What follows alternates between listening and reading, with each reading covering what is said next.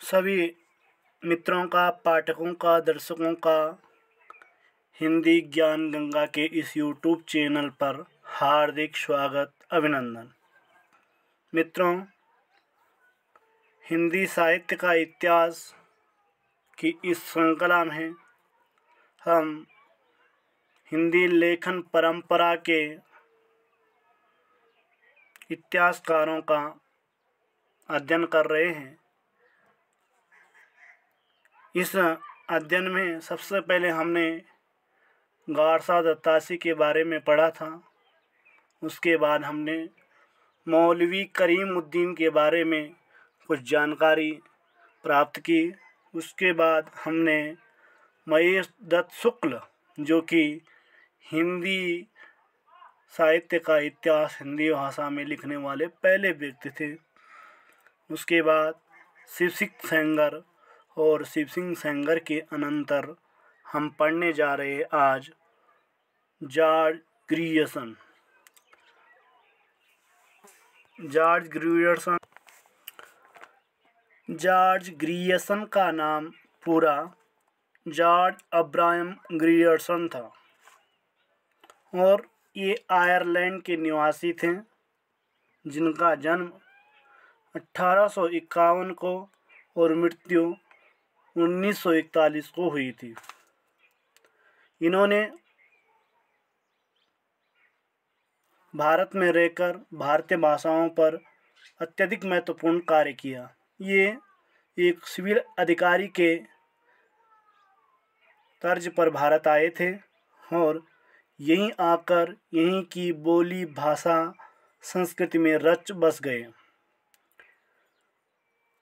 इन्होंने भी गारसा दत्तासी की तरह, शिव सिंह सेंगर की तरह, महेश दत्त शुक्ल की तरह इतिहास लेखन का कार्य किया। इतिहास लेखन में जॉर्ज अब्राहम ग्रियर्सन ने एक पुस्तक लिखी, जो पुस्तक सन 1828 ईस्वी में एशियाटिक सोसाइटी ऑफ बंगाल की पत्रिका के एक विशेष अंक के रूप में हमारे सामने आई, जिसका नाम इन्होंने the modern vernacular literature of Hindustan रखा, जिसका 1957 में किशोरी लाल गुप्त ने हिंदी में अनुवाद किया था। मित्रों, महत्वपूर्ण है कि 1857 में किशोरी लाल गुप्त ने इनकी पुस्तक का हिंदी में अनुवाद किया था और उस अनुवाद का नाम इन्होंने रखा हिंदी साहित्य का प्रथम इतिहास। मित्रों, ग्रियर्सन वह पहला इतिहासकार है जिसने काल कर्म के अनुसार, इससे पहले वर्ण कर्म के अनुसार इतिहास लिखा गया, पर ग्रियर्सन ने काल कर्म के अनुसार सटीक इतिहास लिखने में महत्वपूर्ण भूमिका निभाई। किशोरी लाल गुप्त तो ये यहाँ तक कह गए हैं कि हिंदी साहित्य की नींव का वह पत्थर है जॉर्ज ग्रियर्सन का इतिहास, जिस पर रामचंद्र शुक्ल के इतिहास का भव्य भवन निर्मित हुआ है। साथ ही इन्होंने अपने ग्रंथ the modern vernacular literature of Hindustan में 952 कवियों को शामिल किया और जॉर्ज ग्रियर्सन ने एक अन्य महत्वपूर्ण कार्य किया।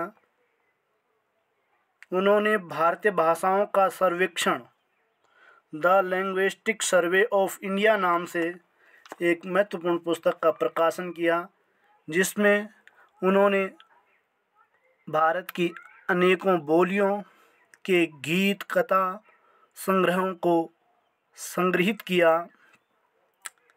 जॉर्ज ग्रियर्सन की एक महत्वपूर्ण उपलब्धि रही है कि उन्होंने 16वीं-17वीं शताब्दी के युग को, जो भक्ति काल था, को हिंदी काव्य का स्वर्ण युग का है। मित्रों, एक महत्वपूर्ण है कि हिंदी काव्य का स्वर्ण युग भक्ति काल और आधुनिक काल का स्वर्ण युग छाया काल।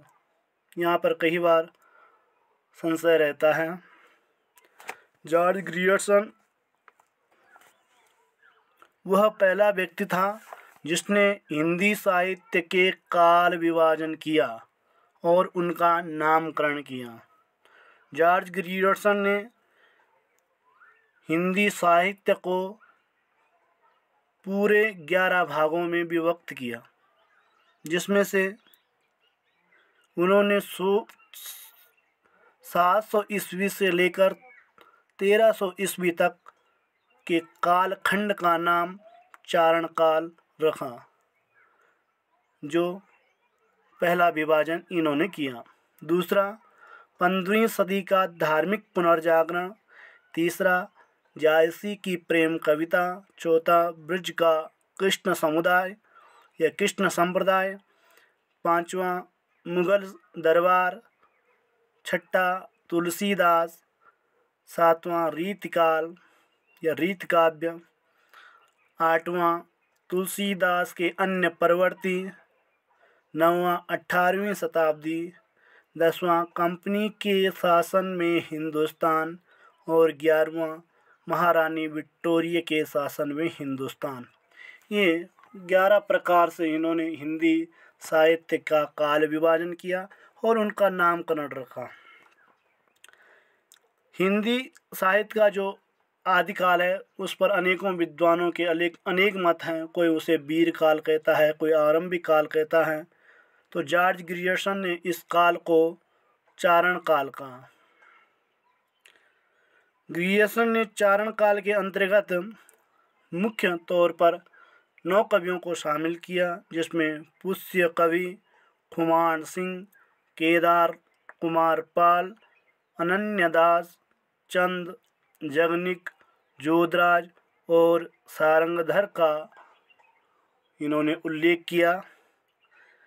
ग्रियर्सन ने अपने इतिहास में केवल प्रवृत्तिगत काल विभाजन किया और काल विभाजन का जो महत्वपूर्ण कार्य इन्होंने किया वह हिंदी साहित्य के आने वाले इतिहासकारों के लिए अत्यधिक उपयोगी रहा।